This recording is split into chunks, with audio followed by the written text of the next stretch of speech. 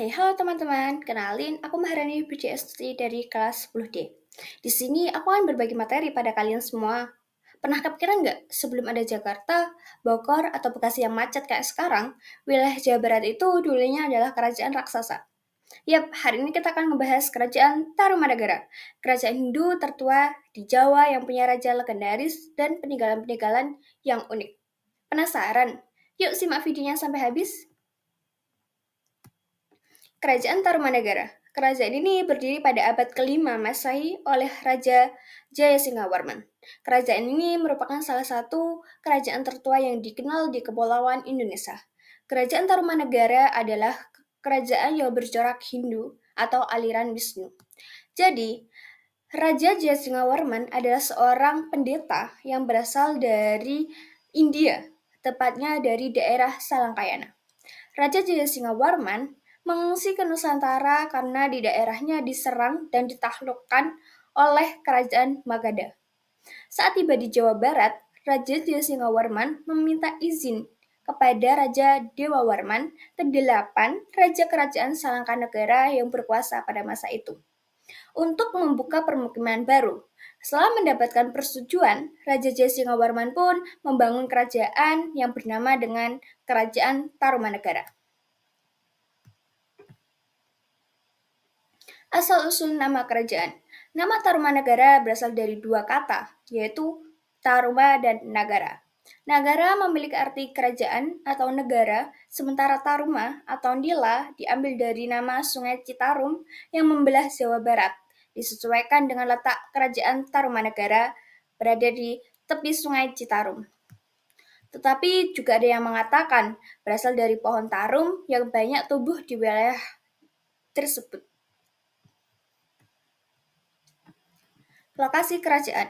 Kerajaan Tarumanagara ada di Jawa Barat, tepatnya di tepi Sungai Cisadane. Kerajaan Tarumanagara berpusat di Sundapura dengan wilayah kekuasaan yang hampir meliputi seluruh wilayah Jawa Barat dan Banten. Kerajaan Tarumanagara mengalami masa keemasan saat dipimpin oleh Raja Tarumanagara yang ketiga, yaitu Raja Purnawarman. Raja Purnawarman memerintah Kerajaan Tarumanagara dari tahun 395 sampai 434 Masehi. Ia bergelar Sri Maharaja Purnawarman Sang Iswara Dikwijaya Bima Prakarma Surya Mahapurasa Jagatpati. Raja Purnawarman dikenal sebagai raja yang kuat dan berani, tetapi juga sangat peduli terhadap kesejahteraan rakyatnya. Pada masa pemerintahannya, Raja Purnawarman membangun pelabuhan yang digunakan untuk memperlancar kegiatan perdagangan.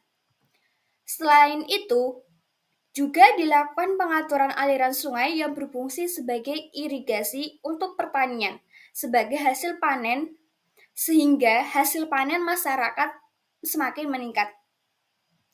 Dengan adanya pelabuhan dan irigasi tersebut, perekonomian masyarakat menjadi lebih maju dan berkembang.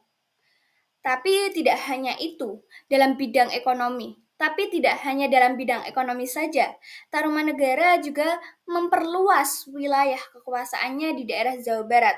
Hal ini dilakukan dengan menaklukkan raja-raja kecil di sekitarnya, sehingga kekuasaannya semakin kuat dan luas. Oleh karena itu, masa pemerintahan Raja Purnawarman disebut sebagai masa kejayaan Kerajaan Tarumanagara. Masa kemunduran. Pertama, kemunduran Tarumanagara disebabkan karena adanya pemberian otonomi kepada raja-raja bawahan, namun tanpa pengawasan yang baik. Akibat dari hal tersebut, hubungan antara kerajaan pusat dan daerah menjadi lemah, sehingga raja-raja bawahan merasa tidak terlindungi. Selain itu, muncul kerajaan pesaing yang sedang berkembang. Kerajaan apakah itu? Yaitu Kerajaan Galuh dan menjadi ancaman bagi Kerajaan Tarumanagara. Hal ini kemudian menimbulkan pemberontakan dari beberapa daerah yang sudah tidak patuh lagi kepada Kerajaan Tarumanagara, sehingga semakin melemahkan Kerajaan Tarumanagara. Kemunduran ini semakin diperparah karena raja terakhir, yaitu Raja Linggawarman, tidak memiliki anak laki-laki sebagai penerus. Akhirnya, kerajaan Tarumanegara terpecah menjadi dua, yaitu menjadi Kerajaan Sunda dan Kerajaan Galuh. Kerajaan Sunda dipimpin oleh Tarus Bawa, sedangkan Kerajaan Galuh dipimpin oleh Wertikanadayuh. Dan ini adalah prasasti-prasasti dari Kerajaan Tarumanegara. Yang pertama yaitu Prasasti Ciaruteum, merupakan peninggalan dari Kerajaan Tarumanegara pada masa Raja Purnawarman. Yang unik dari prasasti ini adalah adanya ukiran jejak kaki yang diyakini sebagai jejak kaki raja. Jejak kaki tersebut bahkan disamakan dengan Dewa Wisnu, yang menunjukkan bahwa raja memiliki kekuasaan besar dan dianggap suci. Selain itu, prasasti ini juga menjadi bukti bahwa pengaruh agama Hindu sudah masuk ke Nusantara sejak abad ke-5 Masehi. Selanjutnya, Raja Jambu. Maksudnya prasasti Jambu, menggambarkan Raja Purnawarman sebagai raja yang gagah, berani, dan selalu melindungi rakyatnya. Dalam prasasti ini, raja bahkan diibaratkan sebagai singa yang melambangkan keberanian dan kekuatan. Hal ini menunjukkan pada masa itu, raja tidak hanya berkuasa, tetapi juga dianggap sebagai pelindung rakyat yang kuat dan dihormati. Yang selanjutnya, Prasasti Pasir Awi merupakan peninggalan dari Kerajaan Tarumanegara yang ditemukan di daerah perbukitan. Tulisan dalam prasasti ini masih belum bisa dibaca dengan jelas sampai sekarang. Namun, keberadaannya menunjukkan bahwa wilayah tersebut menunjuk kemungkinan sebagai bagian penting dari kerajaan, baik dalam bidang pemerintahan maupun keagamaan.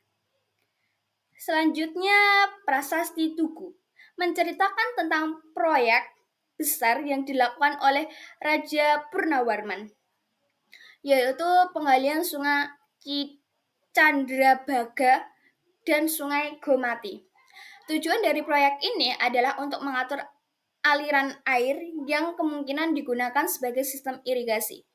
Hal ini menunjukkan bahwa Kerajaan Tarumanegara sudah memiliki peradaban yang maju dan memperhatikan kesejahteraan rakyatnya.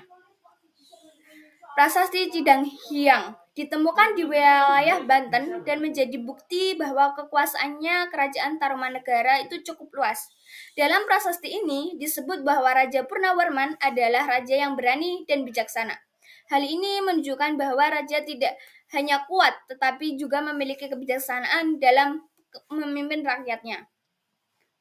Selanjutnya, Prasasti Muara Cianten. Prasasti Muara Cianten terletak di Muara Kali Cianten, Kampung Muara, Desa Ciarutem, Hilir, Cibung Bulang, Bogor.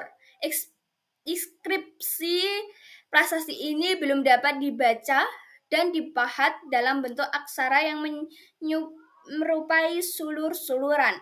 Oleh para ahli disebut sebagai aksara ikal. Selanjutnya, arca peninggalan Tarumanegara. Sebagai contohnya yaitu arca Rajasri. Arca Rajasri diperkirakan ditemukan di wilayah Jakarta.